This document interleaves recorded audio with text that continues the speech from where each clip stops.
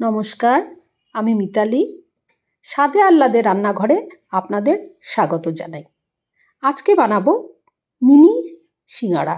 দেখি মিনি সিঙাড়া বানাতে হলে কি করতে হবে।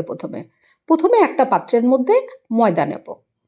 তারপর একটু বেকিং সোডা, আন্দাজ মতো নুন, চিনি দিয়ে আর একটু রিফাইন দিয়ে খুব ভালো করে ময়ম দিয়ে নেব। দেওয়ার পর জল দিয়ে খুব ভালো করে মাখবো। অল্প অল্প জল দিয়ে মাখবো। দেখতে হবে বেশি নরমও যেন না হয়, আবার খুব শক্তও যেন না হয়। মাখার পর আমি আধ ঘন্টার জন্য ঢেকে রেখে দেবো। তারপর আবার ওটাকে খুব আধ ঘন্টা পর ওই ময়দাটাকে খুব ভালো করে আরেকবার ডলে ছোট ছোট করে লেচি কেটে নেবো। তারপরে একপাশে আমি গ্যাসের মধ্যে একটা ফ্রাই প্যান বসালাম। তার মধ্যে সর্ষের তেল দিলাম, একটু জিরা ফোড়ন দিয়ে একটু জিরা গুঁড়ো, লঙ্কা গুঁড়ো, হলুদ গুঁড়ো দিয়ে একটু নাড়াচাড়া দিয়ে সামান্য একটু জল দেবো, যাতে মশলাটা যেন সেদ্ধ হয়।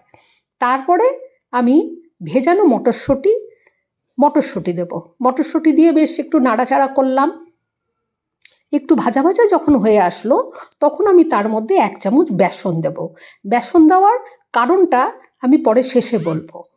তারপর একটা সেদ্ধ আলু আমি গ্রেট করে দিলাম।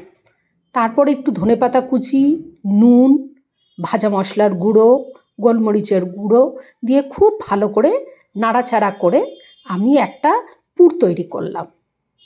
এবার বলি বেসন দেওয়ার কারণটা।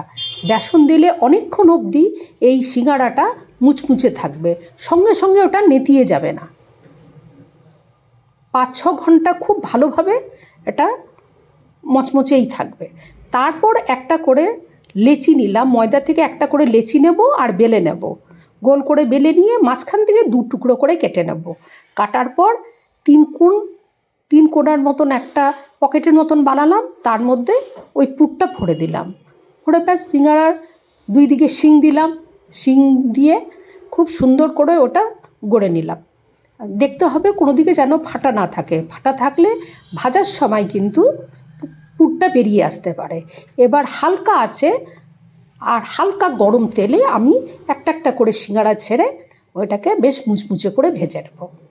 ব্যাস হয়ে গেল মিনি সিঙাড়া। যতক্ষণ ইচ্ছে আপনি ওটা রেখে খেতে